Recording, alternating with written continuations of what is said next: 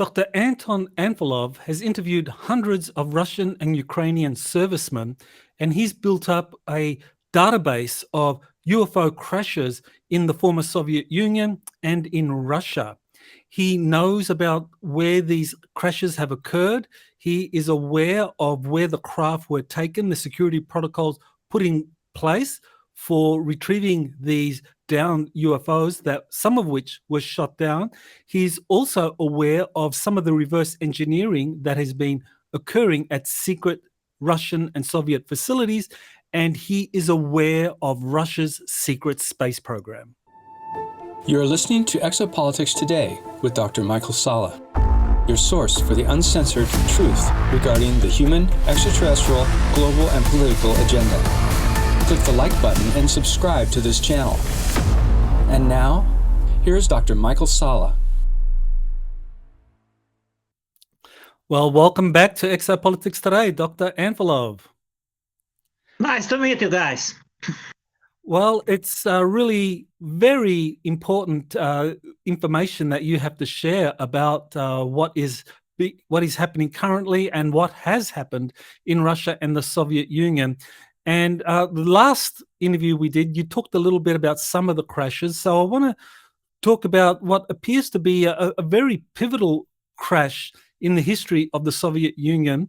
And that occurs, a crash that happened in 1968 near Riga, Latvia, where several ET bodies and a live ET were retrieved. So you want to tell us about that crash and why that's such an important crash in the kind of history of the Soviet Union's crash retrieval operations?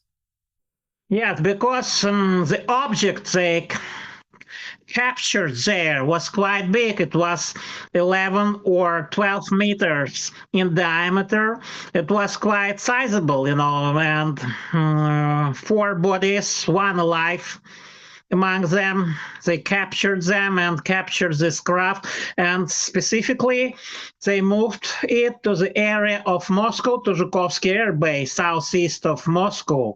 And it's a remarkable case because this was studied near Moscow, and where multiple scientific research institutes are concentrated and with big scientific efforts input into this research, so it was quite remarkable because Moscow was involved greatly in this research. And actually, they detected this UFO first by long-range radar. And this radar was positioned and still positioned in Kazakhstan, in the place called Tsarishagan. This is test range of Soviet air defense, and they have this big long-range radar that scans even space for many kilometers. It's long range, and it's an anti-missile radar, and that's why they detected long before impact and long before the crash occurred, this object descending into atmosphere of our planet, and then they started tracking this object westward until it reached Latvia, Soviet Socialist Republic, and there, on the much lower altitude, they started tracking it by local air defense systems, by local radar units, and finally they downed it in that area in Latvia. And actually, Latvia was remarkable for aliens because they have Skrunda radar as well. And in 1968, the construction of Skrunda radar was underway, and all this operations, construction, military activity in that area west of Riga near Skrunda was actually exactly in that year, and apparently that was the subject of interest to aliens, and that's why it happened in that area, because, Aliens are very interested in our technology and radar systems and military systems, different kinds of weapons. They always track, and as far as I understand, that was the reason of alien interest to that area, And it was down there by, as far as I understand, by S-200.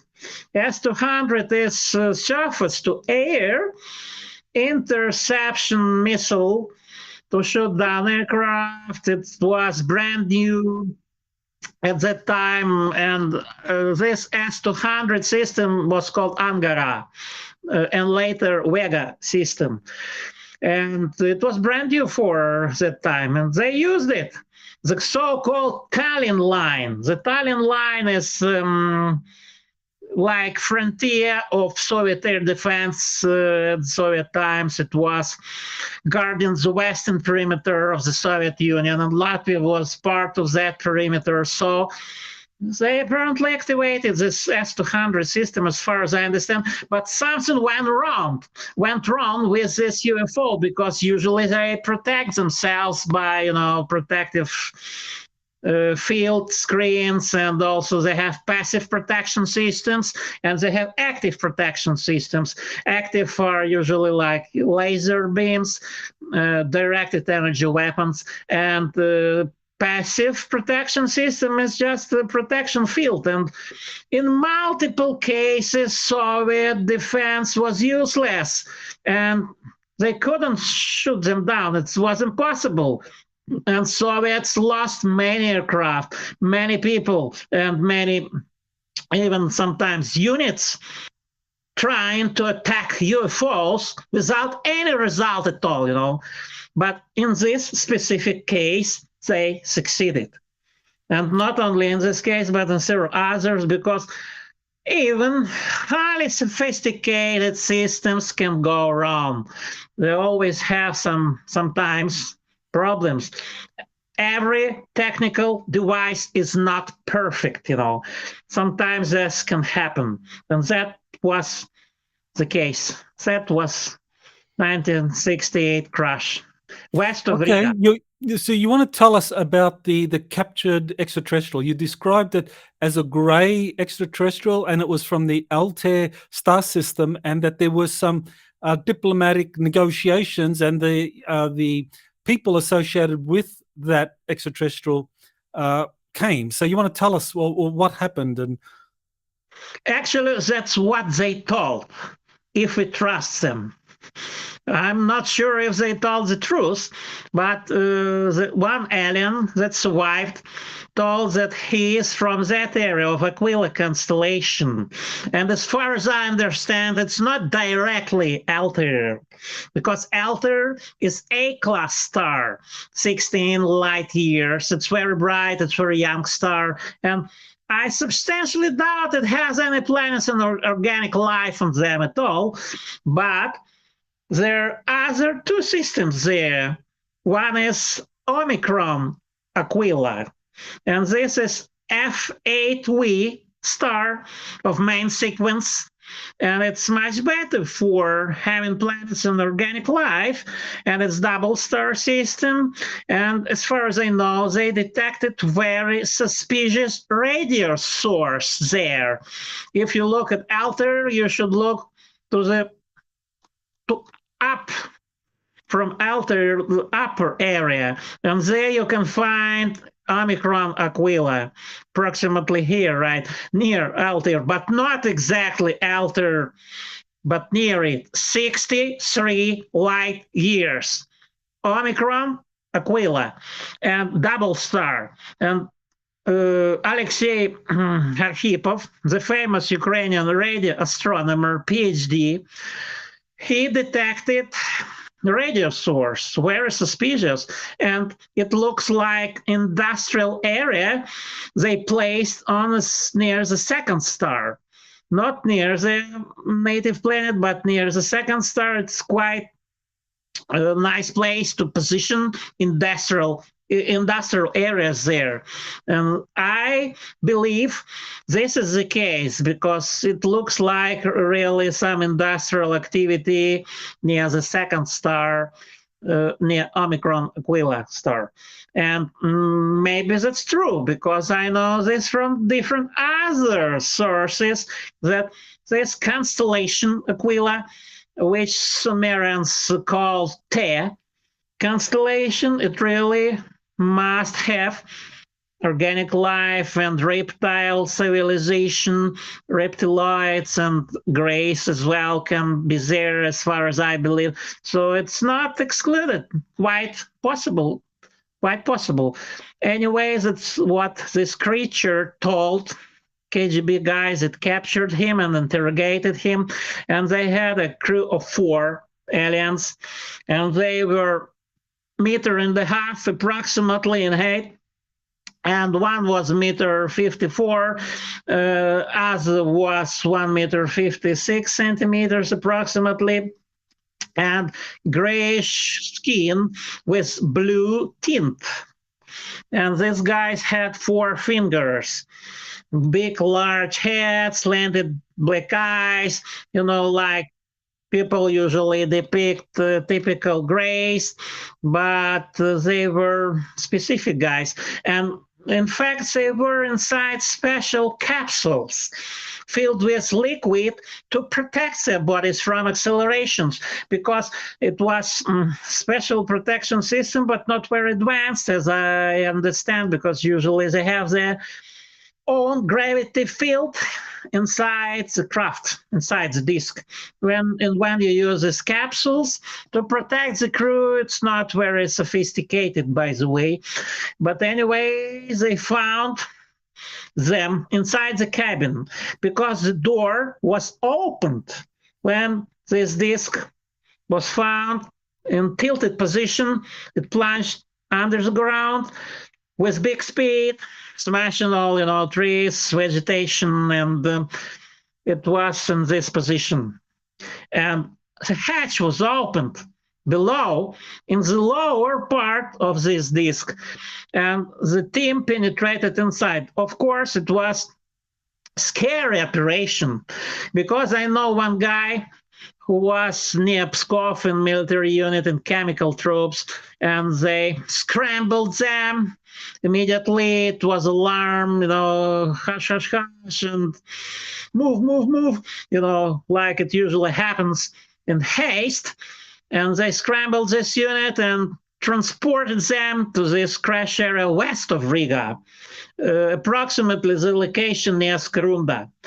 And they were wearing gas masks, protective rubber suits, so-called OZK protective suits.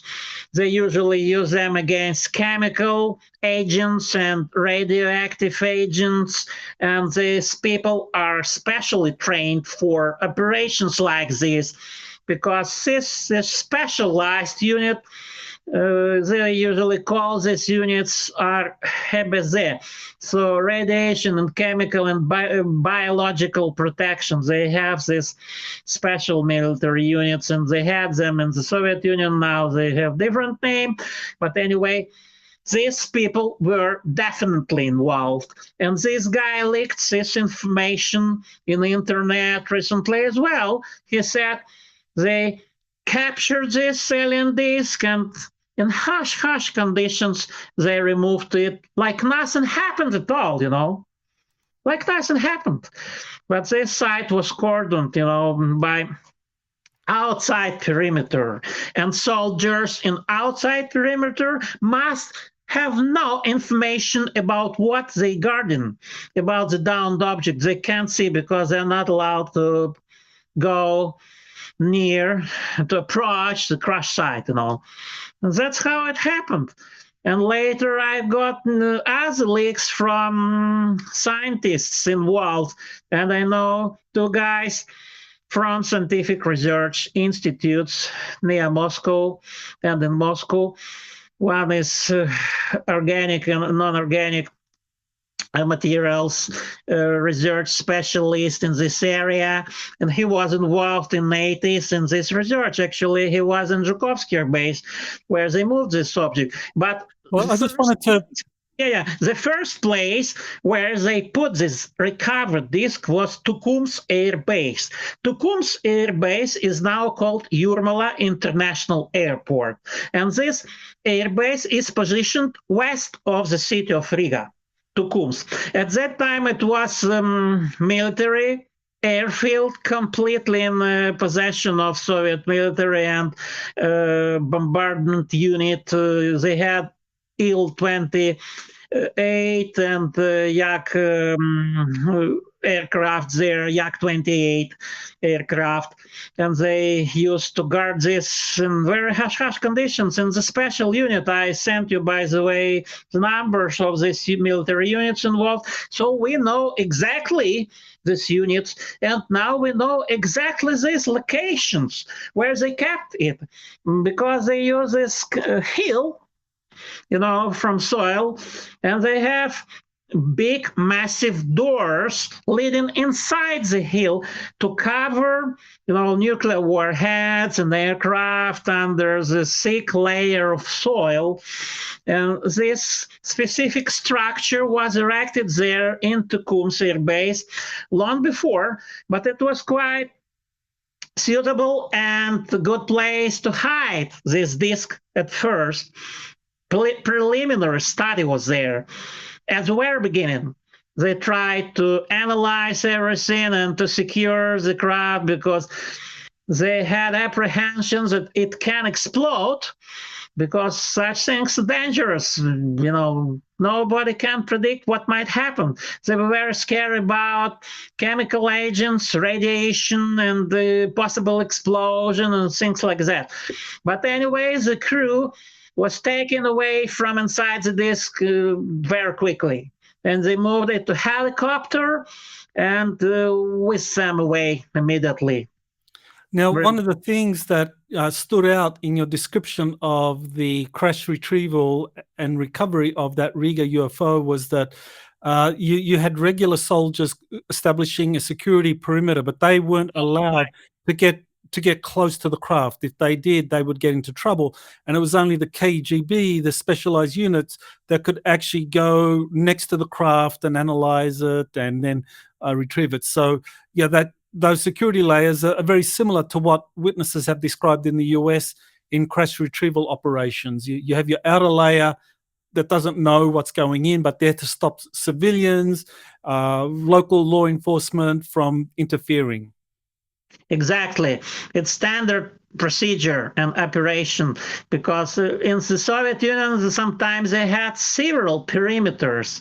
Even 3 perimeters could be there around some crash sites.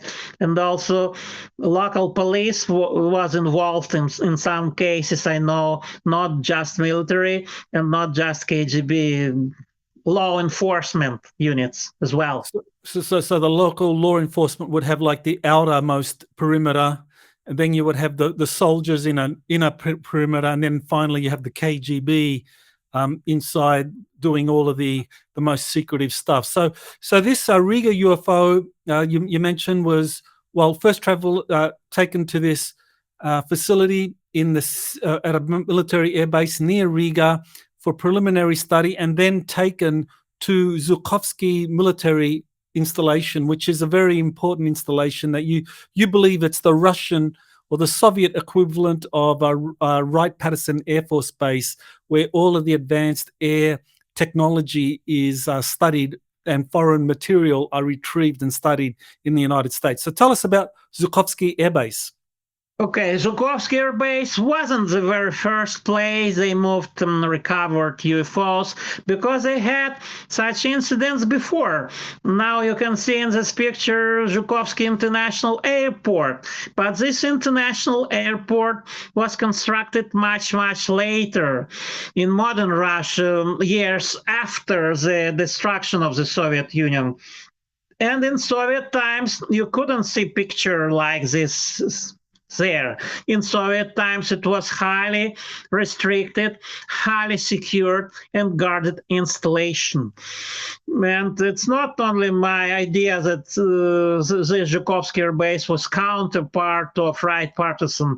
In fact, it is, and it was, real counterpart, like brother, like sister base of Wright-Patterson Air Force Base in Dayton, Ohio, exactly like this. Everybody knows this.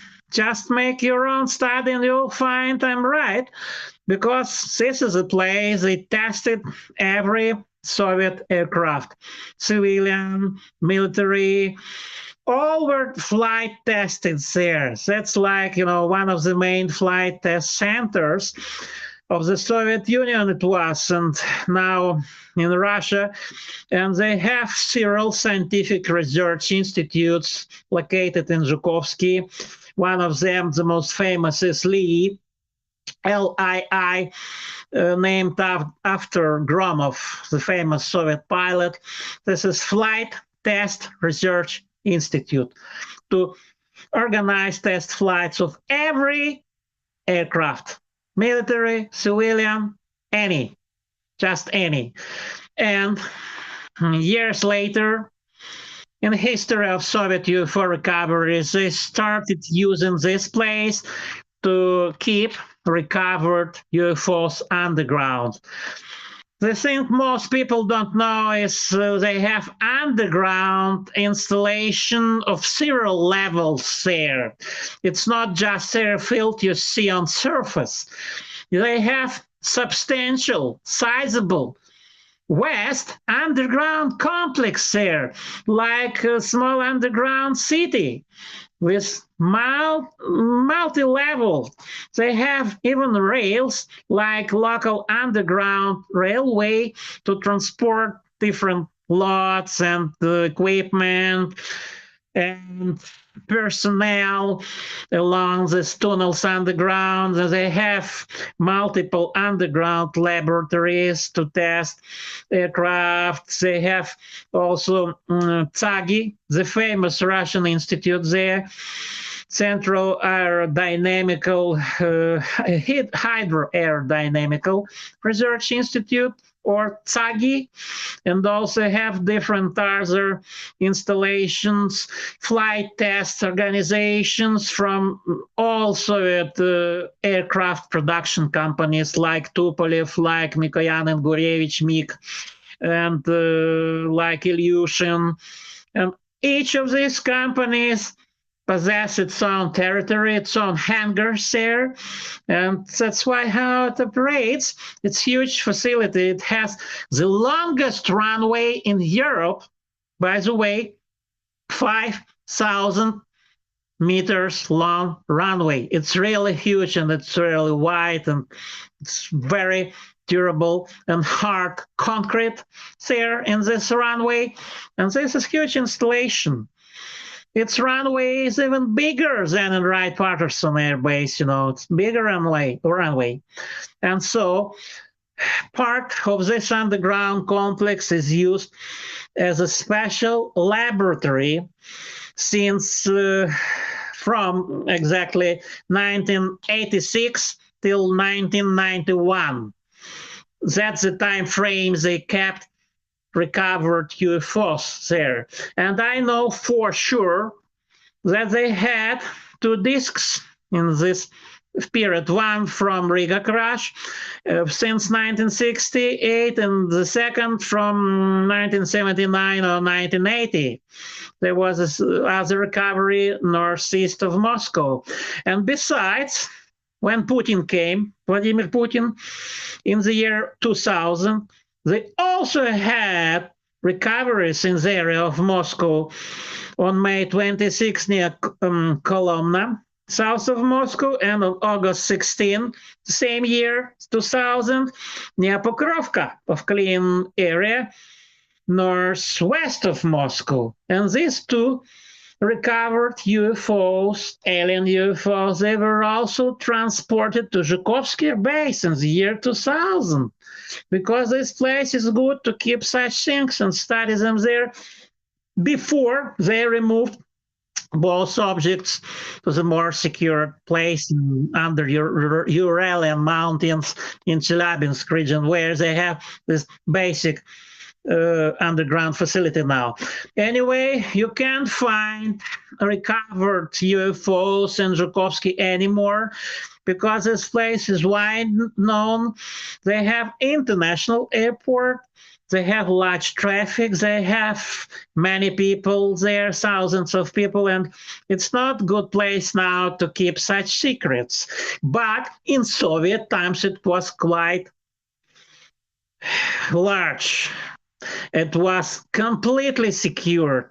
It was one of the best places to hide these things there, southeast of Moscow. And it's close to Moscow, and many top positioned, key figures in the loops, they knew this and they were taken there and they participated in these studies there in this underground laboratory. And if you count these levels, there are multiple, maybe, as far as I remember, 8 underground levels they have there. 8 levels, and the system of elevators and different passages, and and these UFOs, they were kept below in the most secured level. People there, they didn't have access to every level. One of my contacts, he was taken only to the levels positioned above, but not to the deeper levels, because to go deeper, you always have to possess special restricted access, and everywhere they have these cards, passes. And even if you're general, if you're top, military, you can't get access if you don't have this pass, this card, with special, inscription and code word. No way. Even if you're, CPSU. Right. So very similar to the United States, where your position doesn't matter. It's your clearance and your access to these compartmentalized programs. That's the most important thing. Now, one of the key developments in this history is that in 1972, you mentioned that there were secret agreements reached between the US and the Soviet Union on each other granting access to the other's retrieved alien spacecraft. And you said that Henry Kissinger was actually given access to Zukovsky military facility where he saw alien bodies. So you want to talk about those agreements and what happened? Exactly. By the way, if to look into entire history of these agreements, that wasn't the first agreement in 1972. The first agreements were even in 1955 during Geneva meetings in Switzerland between Soviet and American and French and British representatives. But 1972 was quite a remarkable year in the history of these agreements between USSR and USA, because in this year, Richard Milhouse Nixon, the US president, and Henry Kissinger and other officials from US delegations, they visited Moscow. And not only Moscow, also Minsk, the capital of Belarus.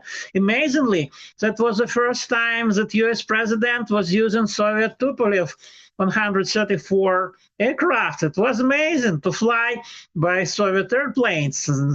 Quite remarkable experience. And as you must know that Henry Kissinger was and still is the big friend of Russia and Soviet Union and big negotiator.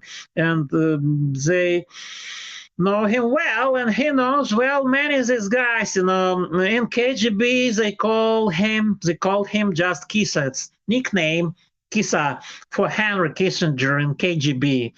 And Henry Kissinger is one of the top figures in U.S. conspiracy and Masonry 33rd degree and my Breeder organization and many others organizations. He's very influential, and this guy knows a lot. And he was taken, yes, exactly. He was right person in the right place in the right time to be taken there and to be in the loop completely, because he pulls his strings, He's one of the key players completely in the loop, one of the puppet masters in this game, this grand international chess game on this chessboard. That's amazing story, how he was involved and initiated in all of this since, long time, since early 40s and 50s. He was in the loop even at those times, since early recoveries in the USA. And also he was informed about Soviet recoveries as well. And in 1972, he was taken to Zhukovskiy airbase, and they showed him to underground levels by elevators inside this special, most secret Soviet laboratory there, where they kept this alien recovered UFOs, this alien spacecraft, and also the bodies of its crew, 3 bodies inside special containers filled with this preservation liquid and cryogenic, refrigeration equipment to keep these bodies in low temperatures, to preserve tissues and all this, biological material as well. But anyway, this lab was there. Bodies were studied in different institutions near Moscow and in Moscow as well, before they combined this all together in this laboratory. And not only Henry Kissinger, Fidel Castro was also involved, and he was also shown the leader of Cuba. He was moved there as well to this laboratory in Zhukovskiy, the very same year, 1972. He was also shown this disc as well, and also the alien bodies. And by the way, 1972 was the year that they signed these agreements between USSR and USA about space exploration, about the use Apollo test flight, Apollo-Soyuz test project. And that was the first international US-Soviet joint space flight, first but not last, Only the first. All the rest is not known to public. It's hidden, totally hidden, and they still keep this in total secrecy, shrouded in extremely sophisticated, hall of mirrors and the dark secrecies they still have about all of this. It's an incredible story, and it's fascinating. It's so incredible for people even to believe. But I know this for sure because in 1975, Soyuz Apollo was only the first but not last flight together, USSR and USA. And it's hard to imagine because it was Cold War, but it wasn't about space exploration since those times, since early 70s, because they knew about aliens. And when Fidel Castro was taken there as well, the same year, they told him, we know that Americans have the very same laboratory. They also keep this recovered UFOs, and they also have the alien bodies as well in USA. And you must know, and we know, and they know what we know, and we know what they know to some extent. Okay, so that's very helpful. So it gives us a picture that both the US and the Soviet Union were aware that each other were retrieving these UFO craft from their different territories, and they had built facilities to study and reverse engineer these, and that the first agreements were in 1955, and then in 1972 these agreements kind of like deepened with under the Nixon administration and Kissinger. So you mentioned, you've mentioned that in exchange for Kissinger being given access to Zukovsky, Russians or the Soviets were allowed to gain access to the S4 facility at Area 51. Do you know what happened there? Actually, S4 is not in Area 51. It's to the northwest. It's on Tonopah Test Range. south of Tonopor Airport. It's hidden there, but that's exact place where they have S4. And Well, it's for just to kind of like be correct. The Area 51 is the general area, and on there you have at least two facilities. There's the Groom Lake, which is the test facility, and then there's the S4 facility about 20 miles away. But that whole area, much more miles, not 20, bigger distance to the northwest. So were Soviets allowed? I mean, what do you know about the Soviets being given access to the S4 facility? They were given limited. Of course, according to this agreement, they had limited access. They didn't have access to all 5 levels of S4 facility, especially the lower levels, because usually level 1 and level 2, these are 2 levels for back engineering in S4, and level 3 and level 4 and the special level 5, they are more secret. That's where they deal with biological agents, with recovered aliens, and where they use different sophisticated equipment and biological protection, and extremely dangerous here. Level 3, level 4, and level 5. So the most safe levels are only level 1 and level 2 in S4. That's where Soviet experts were taken since 1972, because S4 was actually activated the year before, in 1971, and a year later, according to this agreement, they also were taken there. And not only that year, as far as you remember, maybe you know that Bob Lazar was talking about Soviets as well in S4, and that's right. In 1989, Soviet experts were also taken to S4, not only in 1972. It was according to these mutual agreements, and American specialists were taken, these guys from USA, to Russian, to Soviet bases as well, according to this agreement of exchange of information and about the technologies and recovered items. And it's huge subject.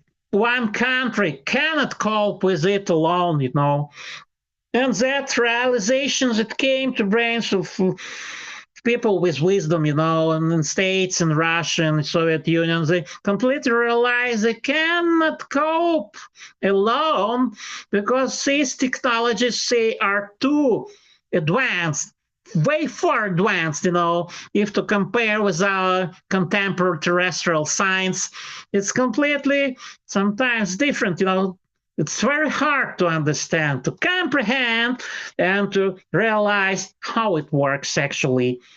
It takes dozens of years. Sometimes it must take maybe hundreds of years finally to understand how it works, to get to the final conclusion and complete understanding of these technologies. It's not easy. It's very hard sometimes. Back engineering is not easy. It's hard process. And some people are too naive. They believe this back engineering can immediately lead to huge leaps in technology. No, guys, it's not that easy. So you describe a kind of historical process here where throughout the 70s and 80s, Zukovsky airbase and the facilities there were where they took the crash disks for study and reverse engineering. And then in 1991, they moved those disks out of Zukovsky and moved them to this, I guess, a new facility or a more secretive, secure facility in the Ural Mountains, because they were frightened. Someone was frightened that these craft would be sold to the Americans. So what happened in 1991 that led to Zukovsky being kind of like relegated to this kind of like secondary role? 1991 was the year when Soviet Union collapsed. It was military, coup in Moscow in August of 1999. I remember those scary times so well till today. And they had tanks, they had a lot of military troops on the streets of Moscow, and, very scary. And after it ended, it was completely understandable for top position KGB generals like General Grushko, like General Ageev, and other guys like General Grigorenko. They fully understood that they can't keep this top secrets there anymore. It's quite dangerous for the future of this project. And it was a time of openness. They just destructed this monument to Felix Dzerzhinsky near the main KGB headquarters in Moscow on Dzerzhinsky Square. It was falling down, Iron Felix, so-called, KGB founder. And these people were scared. They can't keep secret this project anymore. And by all means, they tried to cover it up, and that's why they removed both discs from Zhukovskiy airbase to more distant location in Chelyabinsk region in Ural on the mountains, because they already knew they have this big underground tunnels there. It's huge facility built by aliens, not by humans, and they just found it and they started using it. It was a very nice place to keep this secrets and things there and to reverse engineer them there. And that's why it was done. And not only in Zhukovsky, they also have underground tunnel in Odintsovo, southwest of Moscow, the so-called Subway 2 or Metro 2 underground railways, and not only railways, special government system of tunnels to hide in case of nuclear war for top position officials. They escape there in case of nuclear war, these tunnels. And one of these tunnels, southwest of Moscow in Odintsovo, was also converted to hide 3 or 4 small-sized vehicles, UFOs, UAPs. They also recovered in several places, and they still have them there in Odintsovo, in this tunnel, still have them there.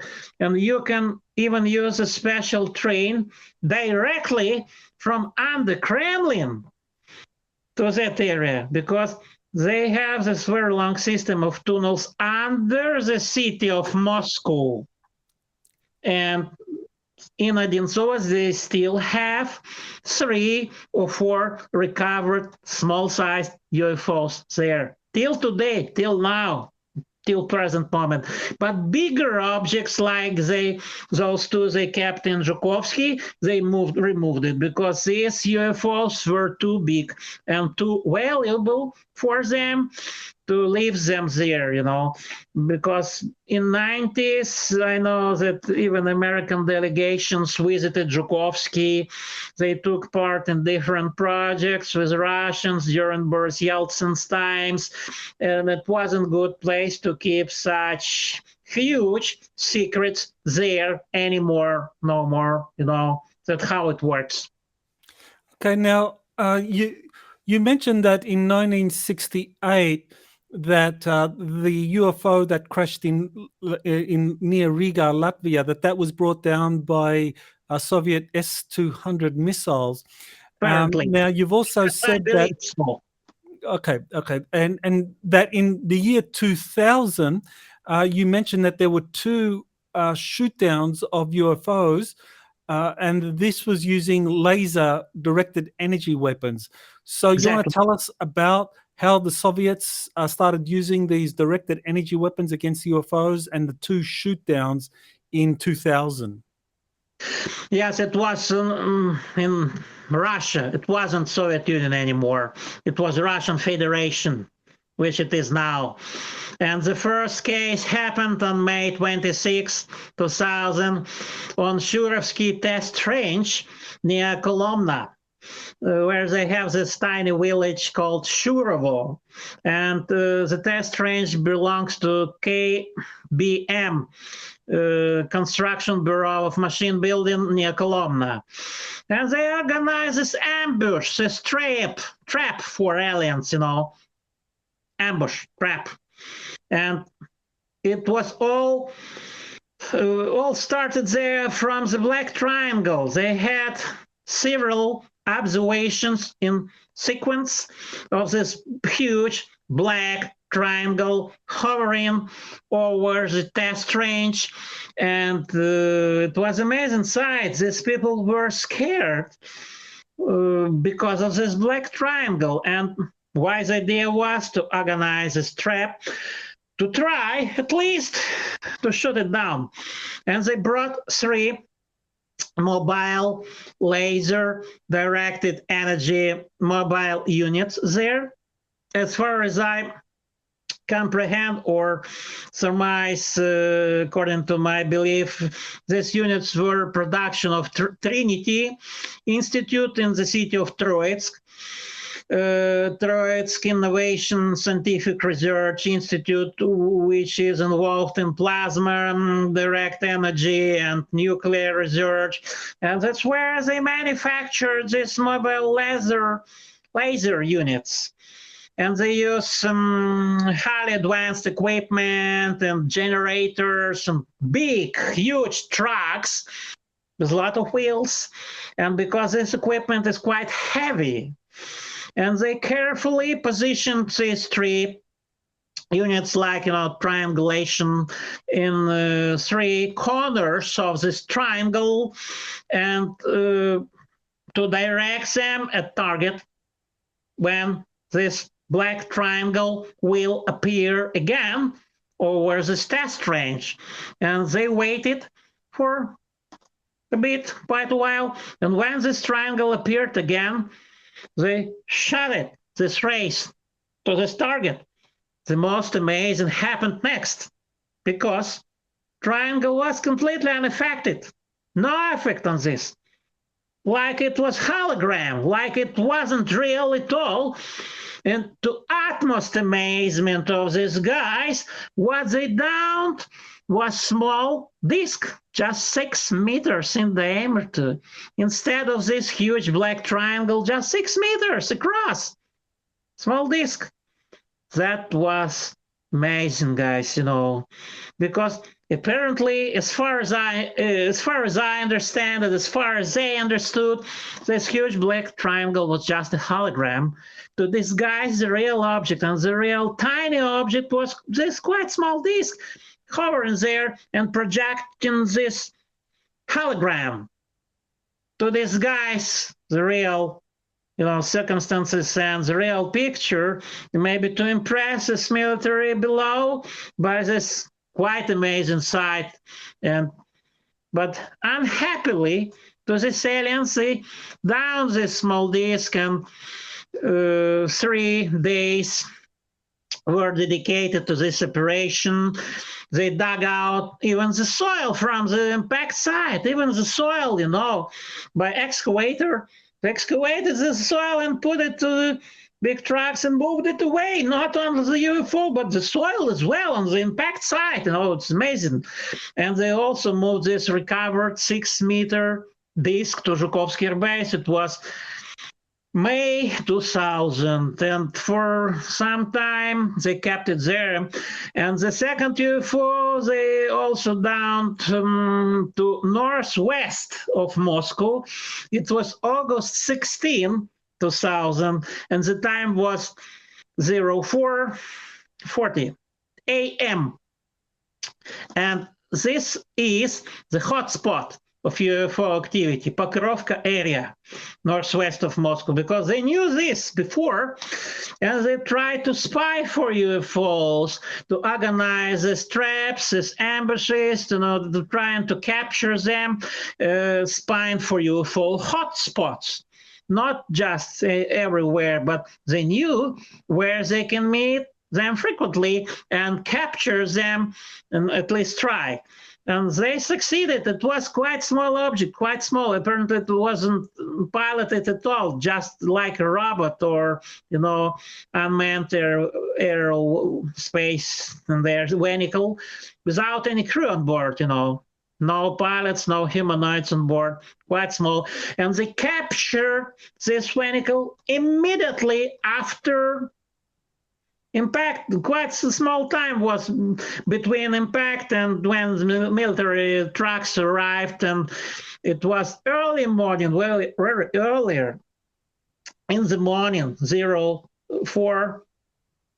a.m., 4:40, amazingly. And some witnesses saw this amazing scene, this military trucks, this, personnel, military, how they put it. And there was fire and smoke on the place of impact near Pokrovka, August 16, 2000.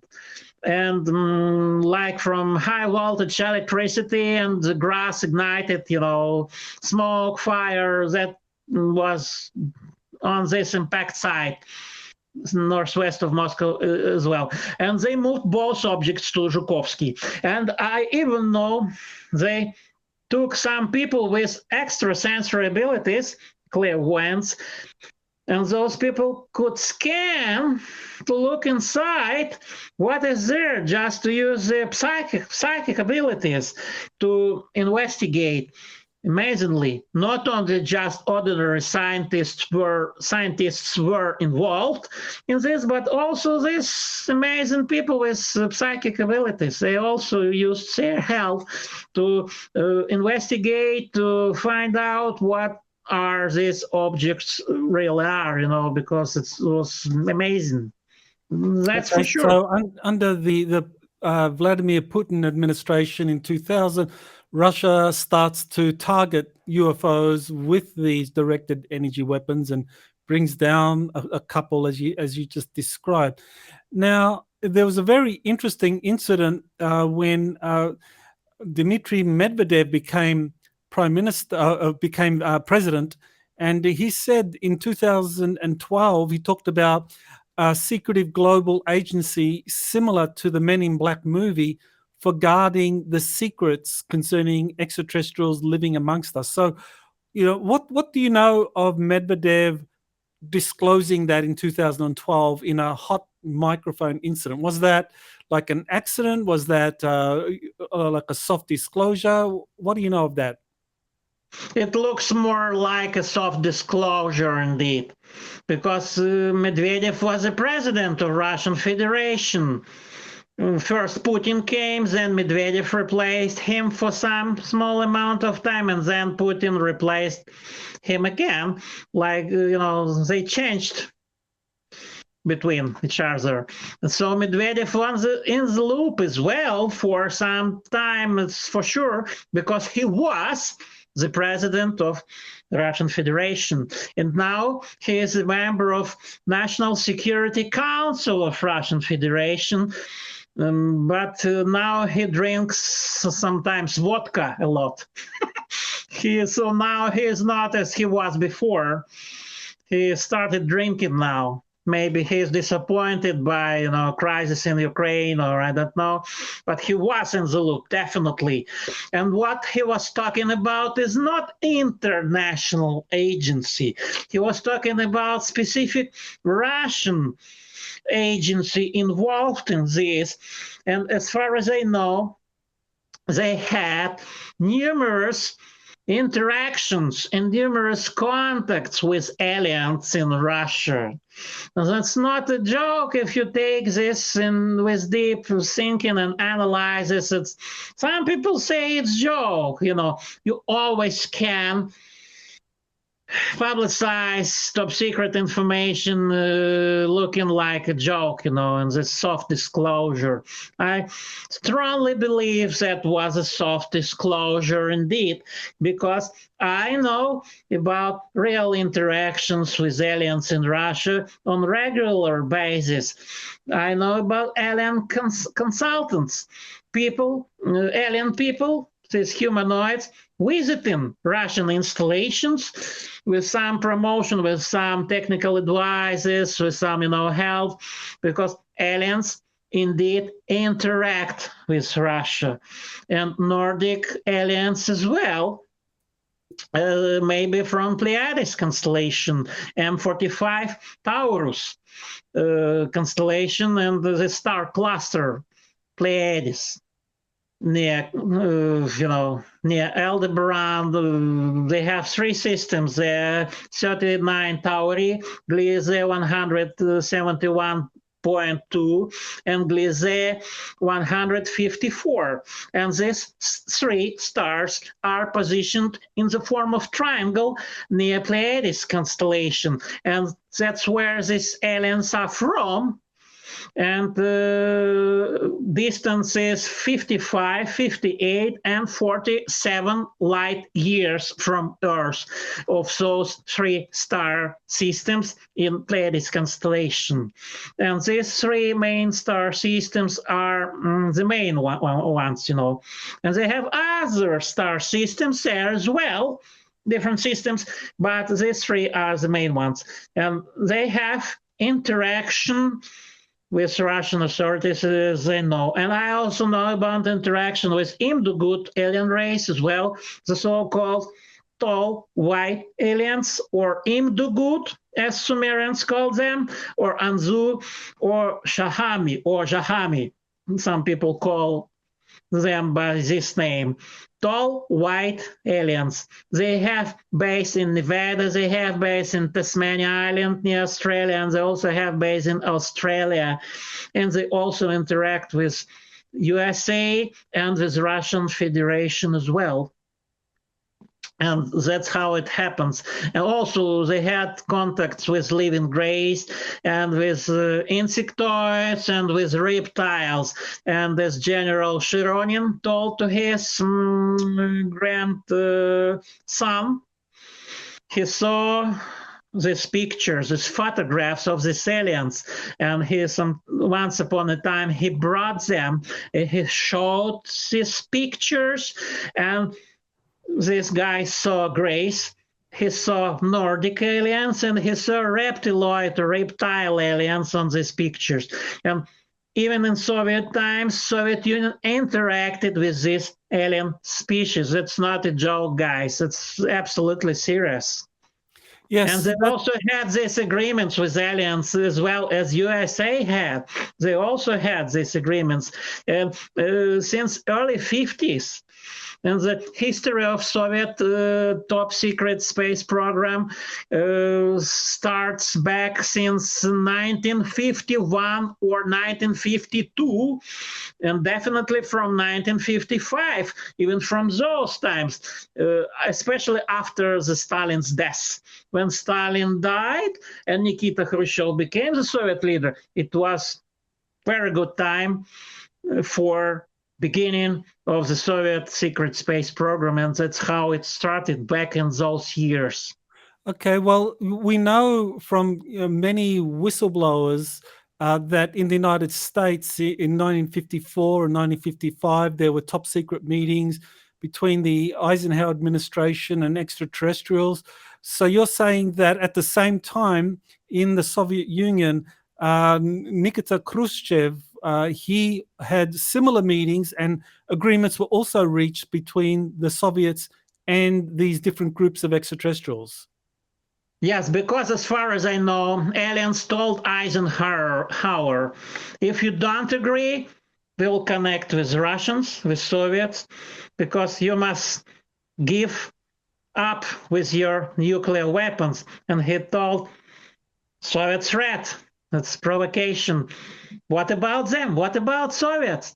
And the answer was, we will deal with them as well, That's impossible to deal with only one country, because it was to deal with nuclear disarmament back in 50s. And as Eisenhower declined this alien proposition in 1954, and that eventually led to the final agreement on Holloman Air Force Base in New Mexico on February 11th of 1955, when aliens landed again, and finally the Tau 9 Treaty was signed between USA and the aliens. And at the same time, aliens were also interested in the USSR, because USSR was 1/6 part of the world, of the whole world. It's huge territory they had, and they still have a lot of meat, a lot of biological resources, a lot of blood, a lot of, all what they want from biological points of view, from biomedical points of view, and lots of human resources. That's what they need. And they were also interested in the Soviet Union as well, not only about USA, but of course USA was the leading country in the whole world, and they started with USA. And they tightly controlled all Soviet leaders, starting from Nikita Khrushchev. And he couldn't tell about this everywhere because they can interact on the very highly advanced levels. Some of their representatives can penetrate through the walls to any restricted room of any restricted installation. They can appear anywhere, anytime, and influence any representative, even, top bosses everywhere, and top government leaders. That's how it happens. And don't be so naive to think that this huge country, USSR, was out of alien control. No way, it couldn't happen. And absolutely. That's very obvious. And I know about direct meetings.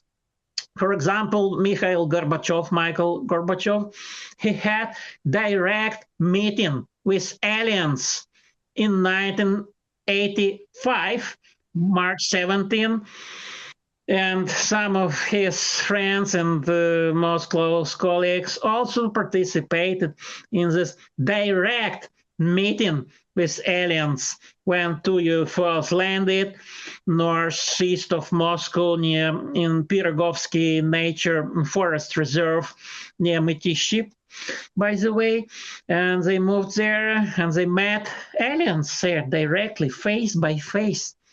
And Michael Gorbachev, he was very well informed about alien problem because President Ronald Reagan and Vice President George Bush told him a lot, and he was in the loop.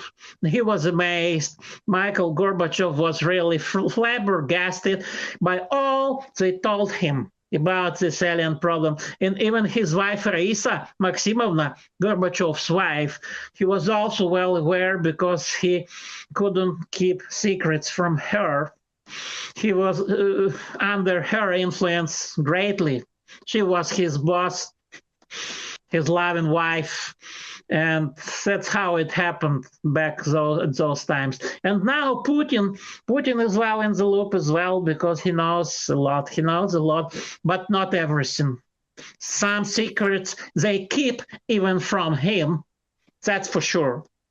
Okay, so you've explained these agreements that were reached between the Soviets and the extraterrestrials, and that this continued under Medvedev and Putin, and so the Soviets and the Russians have been helped by these extraterrestrials to build some reverse engineered craft. And you mentioned Novosibirsk aviation plant. Okay, yeah. So tell us about that. I mean, what reverse engineering is happening at that Novosibirsk?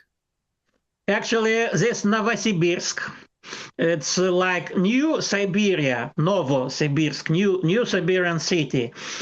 It's a huge city there in West Siberia. And this is the place where they also moved several recovered UFOs. And as far as I know, since 1954 and 1955, because in 1957 they organized a Siberian branch of the Academy of Sciences of the USSR there in Novosibirsk.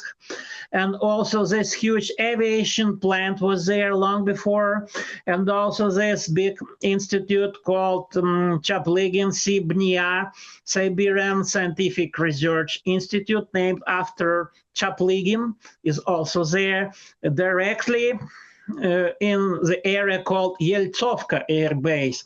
Yeltsovka Air Base is a special airfield, dedicated to test flights. It's test flight airfield called Yeltsovka in Novosibirsk.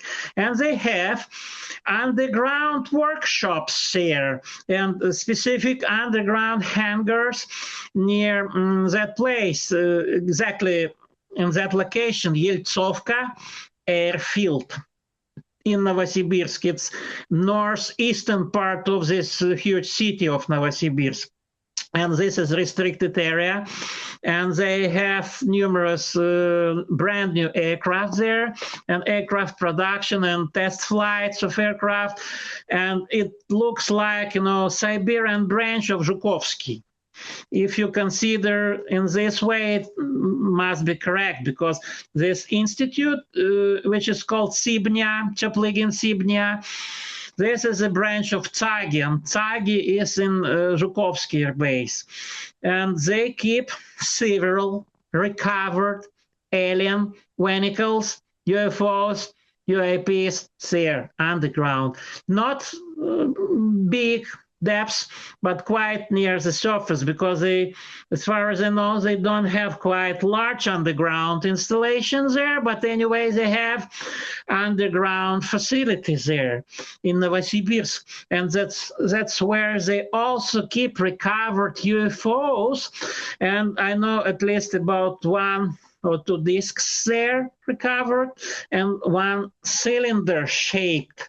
The disc there, I know they keep there is 12 meters in diameter, and the cylinder-shaped craft they have there is about 13 or 14 or even 15 meters long and damaged, with 2 holes, like left from laser beams or like some plasma weapons, because evidently aliens shut it down. It was dogfight between different alien groups, and that was the reason of this crash in 1979 of this cylinder-shaped vehicle, and they moved this to Novosibirsk. And also the disc-shaped, they recovered in 1987, and they moved this during Gorbachev's times to Novosibirsk as well, to this underground workshop, and this hangar under the hangar.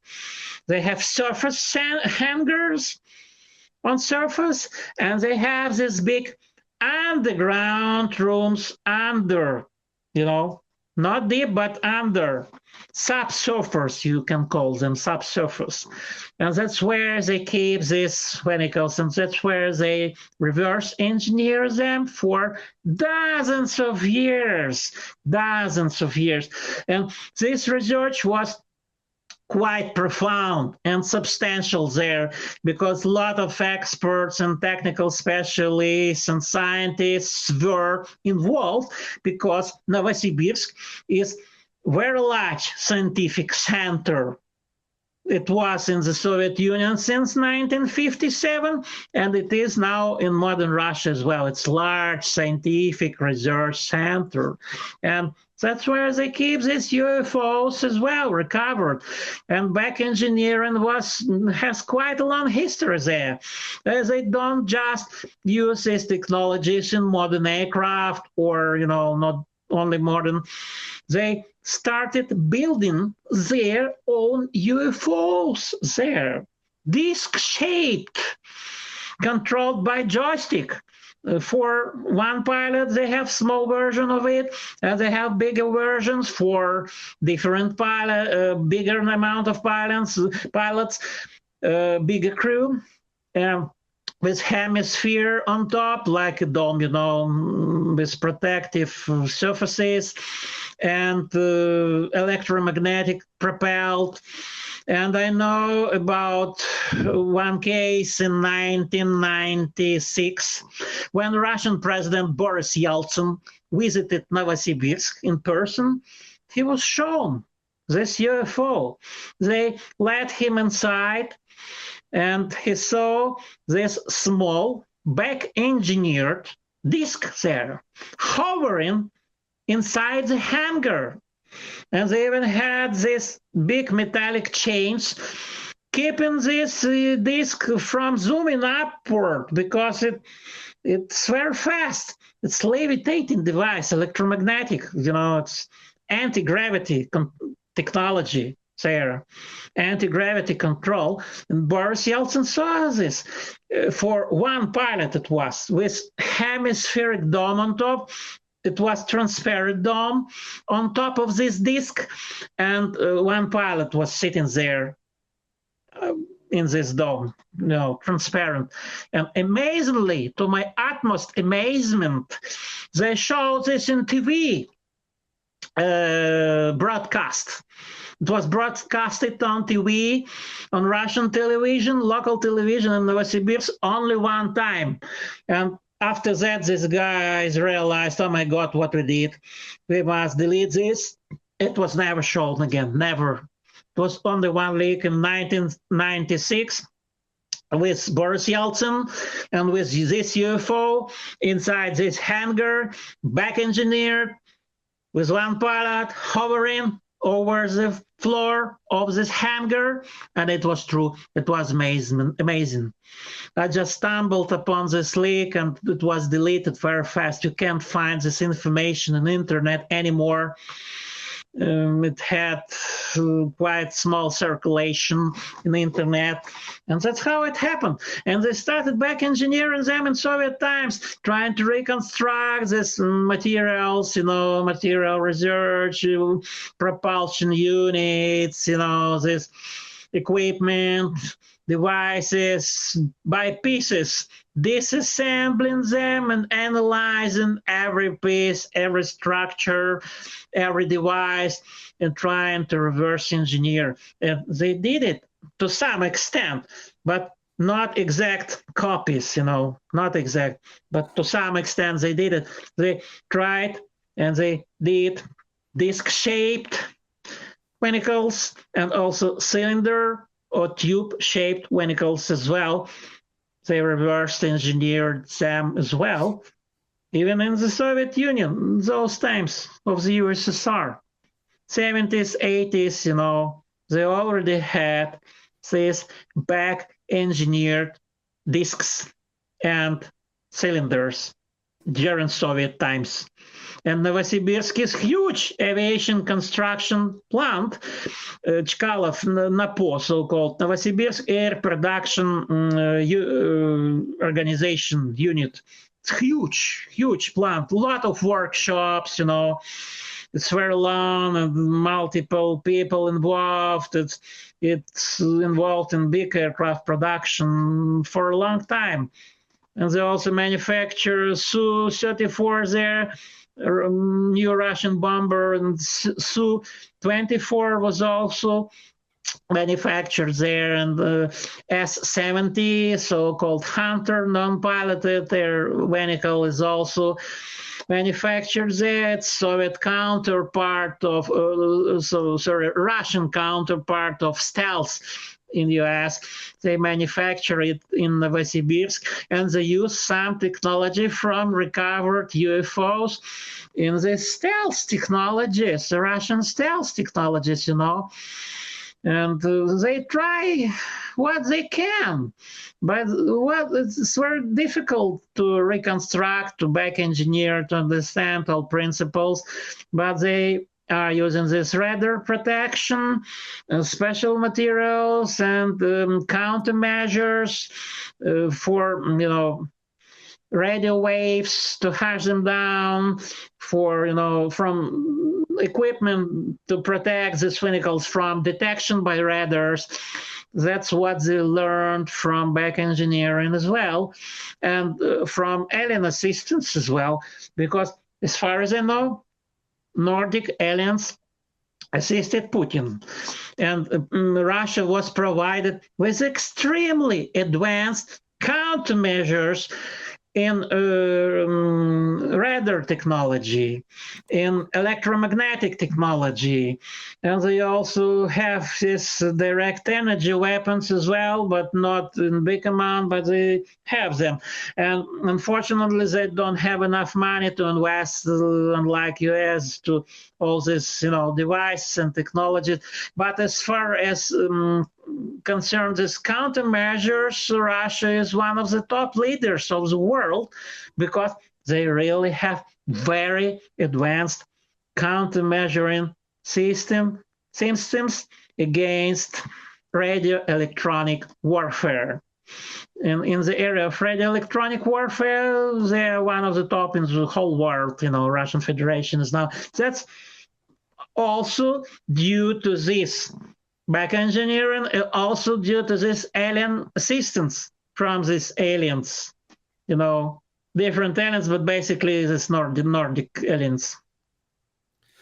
I wanted to ask you about the TR-3B, which is one of the reverse engineered technologies developed in the United States. And there was a whistleblower, Edgar Fouché, who was the first one to put out that information. I think it was in 1999 at a big conference.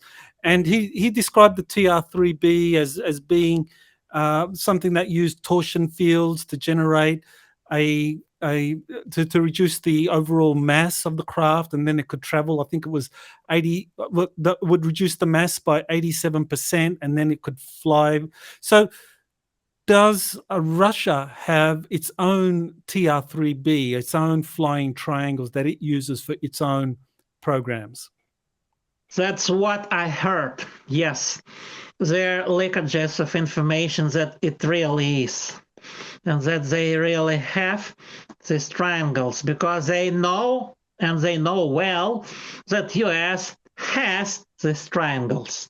It's very well-known information in Russia, and I strongly believe they started doing something to do this as well, because Cold War is returning now. It's kind of Cold War again. And I know about one case in Russia when a couple of local guys tried to penetrate to one of Russian installations. They took video camera with them, and eventually they were lucky to film one of these triangles there, hovering with lights on corners and bluish light in the center. It was very remarkable. I saw this video myself. I know about this case, about this penetration of these two guys to this Russian installation. I'm still researching this case, and I don't know for sure all details of this, but I have strong belief it really is. And some leaks do indeed say and leak this information that really what is happening there, because they have huge underground areas where can do this, and where can they move people, materials, construction equipment, and things like that. They have multiple aviation plants on the territory of Russian Federation, and they also have underground workshops almost on every plant there. They have these underground facilities because Soviet Union was preparing for the nuclear war with states, and that's why they tried to cover, to conceal, to hide underground some workshops and some facilities, and they still have them since Soviet times in several locations where they can do this production, reconstruction, reverse engineering, and as far as I know, they use mercury-based engines, fuel, big pressure, big temperatures, and rotation of mercury fuel inside this closed circuit, and that what gives huge power and propulsion and huge vertical speed. It can zoom like a bullet upward with huge speed, much faster than any jet interceptor, much faster. That's what they use to reach this altitude just in a blink of eye. It's very fast, very fast. It's crazy fast, comparing with even fastest aircraft. That's how it happens, because this mercury-based fuel provides tremendous capabilities for propulsion And not only Mercury, but Mercury was used even in old Vimanas in ancient times, in Nazi UFOs.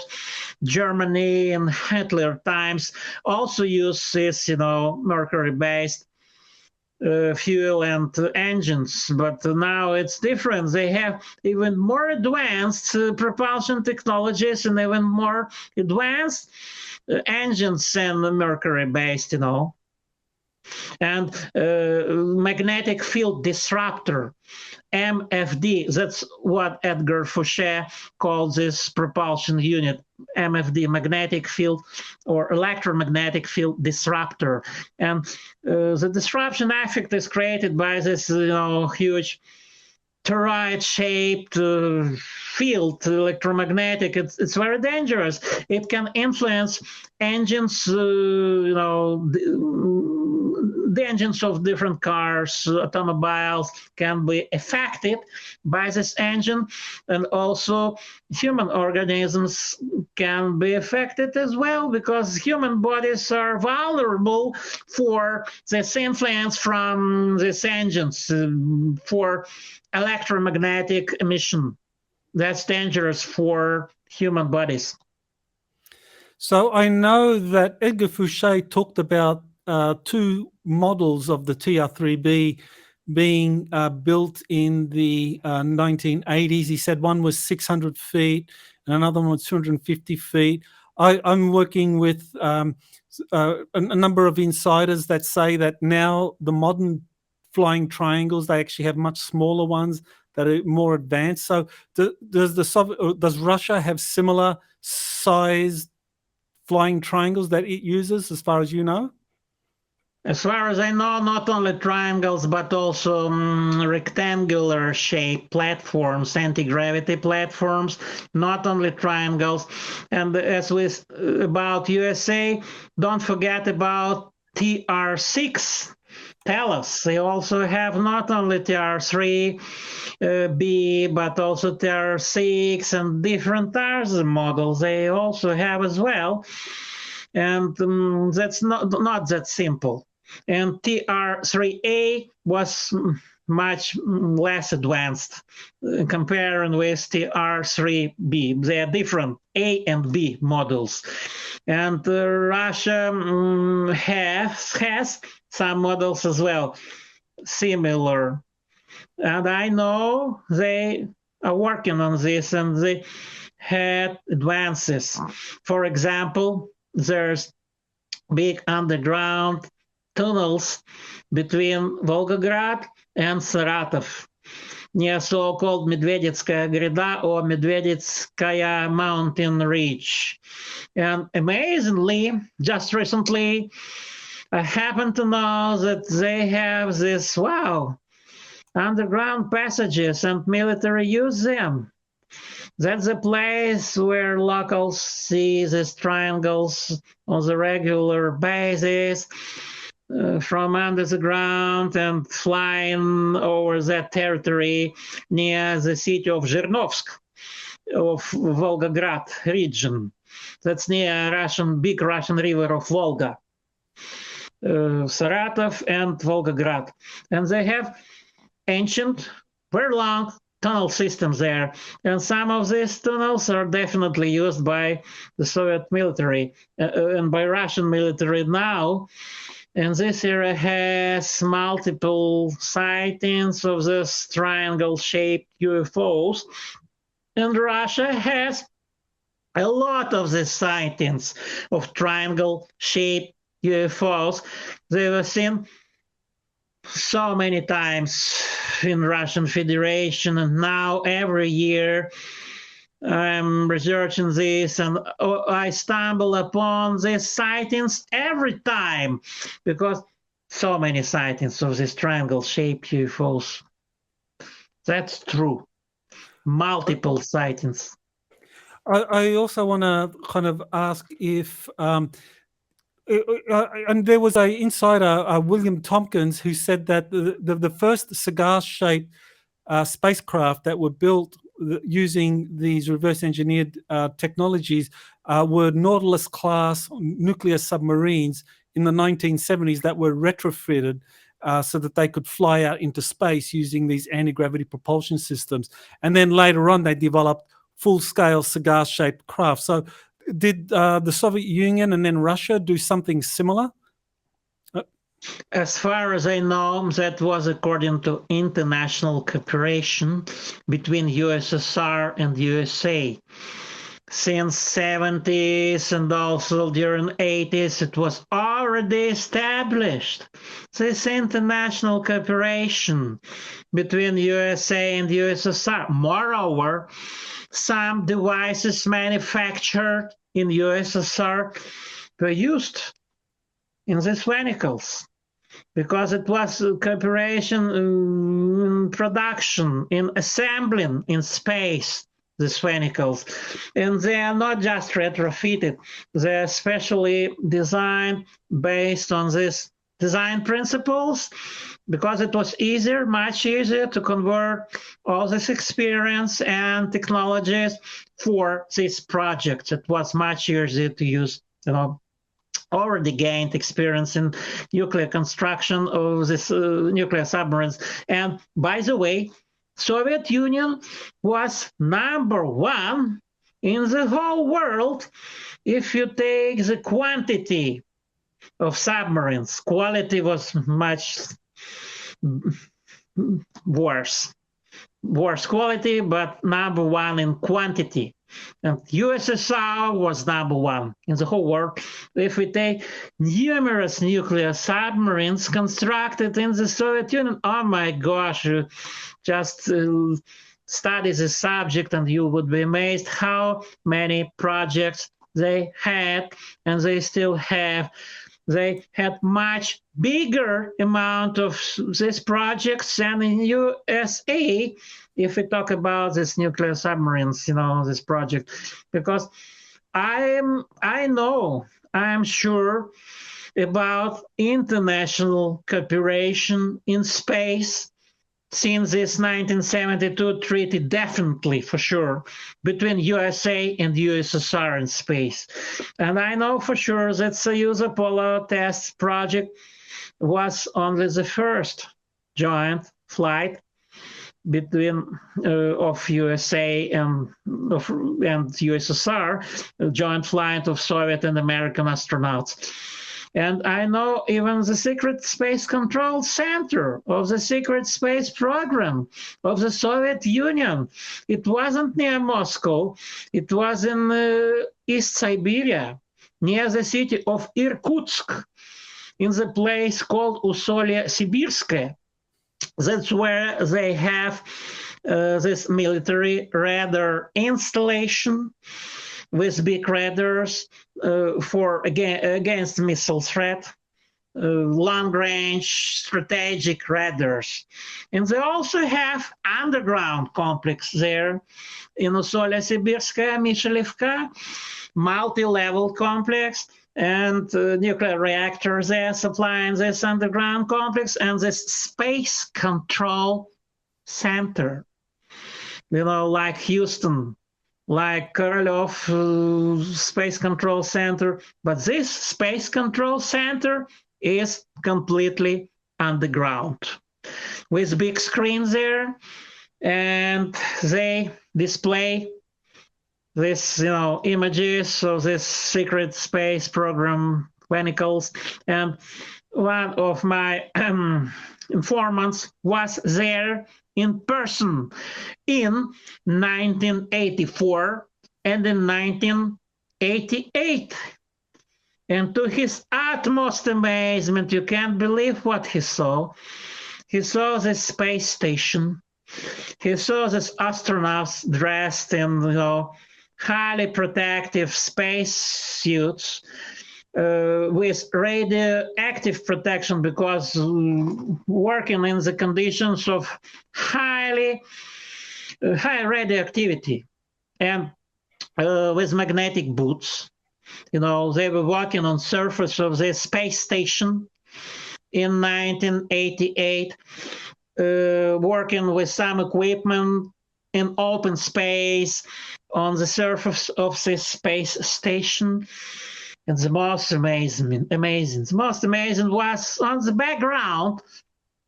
There he saw Saturn. You can't imagine Saturn, this huge planet with rings. And he also saw this Enceladus, this moon of Saturn, slightly bluish. Enceladus, one of the icy moons of Saturn. It was definitely certain. He saw these big rings, this huge planet, the space station, these astronauts. And in 1984, he heard this radio transmission speaking two languages, Russian and English. They spoke two languages. Wow. Oh my gosh. He couldn't believe his eyes. What's happening there? What are you doing here, guys? But he wasn't well acquainted. His task, he was in KGB. His role was to check. He was with inspections there in this facility. And he wasn't in the loop to know all details, what is happening there. But definitely they had this top secret space flight control center there in Mishilovka, in Ural-Sibirsk, near Irkutsk, of the joint US-Soviet secret space program in 80s, 1984 and 1988. That was amazing experience. So, well, I think you've given my viewers a really good introduction to this secret history of crash retrieval programs in Russia, the reverse engineering, and now what we can do, and I hope to have you back for a third interview, is we get into the Russian secret space program today and how that is cooperating with the United States in an international program. So any final words you want to give to my audience before we end this interview? People, wake up to the tremendous secrets they hide from you. That's really amazing. And some things are really mind-blowing and flabbergasting. I was amazed myself, totally amazed. I couldn't believe my ears and eyes when I heard some things, but I tried to verify it and I tried my best. That's really amazing. Wake up, wake up. Well, I want to thank you, Dr. Anton Anfalov, for your very rich, detailed history of the Soviet space program, reverse engineering, crash retrievals, and I look forward to having you back on Exopolitics Today to go deeply into what Russia is doing today in space. So thank you. Thank you as well. I enjoy. You have been listening to Exopolitics Today with Dr. Michael Salla. Please remember to like, share, and subscribe to this channel. Join or start a conversation in the comments. Take the time to explore the vast library of best-selling books, webinars, and podcasts by Dr. Salla. Visit exopoliticstoday.com.